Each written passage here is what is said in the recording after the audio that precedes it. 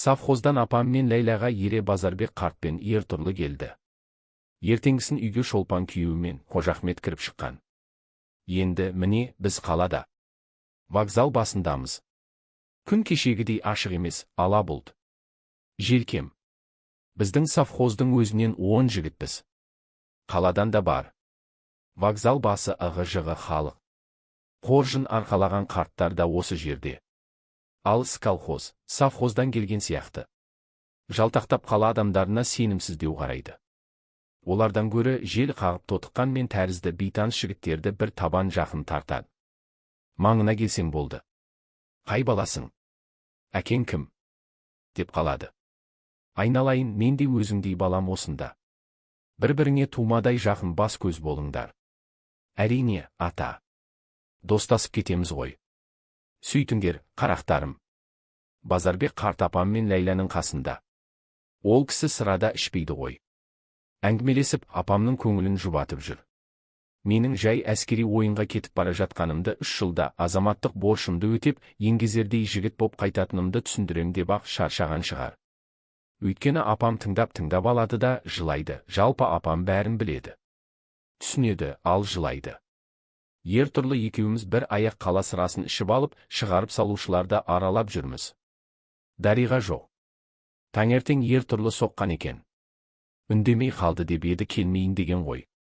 Дидар, жүр би билейік деді Ертұрлы, дөңгелене тұрған топтың ортасында сары шашты, талдырмаш қыз ұршықтай үйіріле билеп жүр екен. Көзі ойнақши аяғымен үсті-үстіне жер тепкілейді. Шашын тықырлай мен сияқты алдырған жігіт гармонды құтырта ойнайды. Сары шашты қыз айнала тұрғандарды жағалай кеп, Ертұрлының алдына биледі. Ортаға шық деп қағады. Шықсайшы, Ертұрлы. Мен анадай билей алмаймын ғой. Жігіт, шық. Бұлданбай шықсаңшы десіп кетті өзге жігіттерде. Ертұрлы әсем биледі. Пәле екен. Парауыз 3 қайтара боздап, қоңырау соғылды. Командирлер отырыңдар деп жатыр. Құшақтасу, сүйісу. Жылаған сықтағандар да осында. Жүгіріп апама жеттім. Базарбек қартпен Ертұрлымен қоштасып, қарындасымның маңдайынан сүйдім. Ақ тәте, апам екеуміз қалдық дей берген Ләйләштайды жұбата арқасынан қағып. Олай демеші, Ләйләштай, жалғыз емесіңдер ғой. Жігіттер.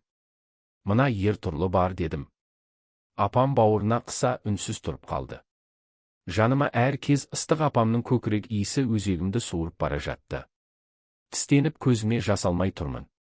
Жүрек соғысында естігендеймін. Апа. Жыламашы, демалыс алып келіп тұрам ғой. Ертұрлы, жылатпашы апамды. Поезд ақырын жылжып жүре берді.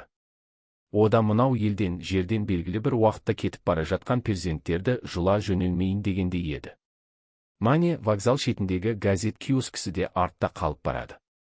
Алдыңғы жақтан біреу ағараңдайды. Жаным-ау, анау кім? Топтан бөлек. Жедел көмек машинасының жанында жалғыз тұр ғой. Ақ көйлекті әйел.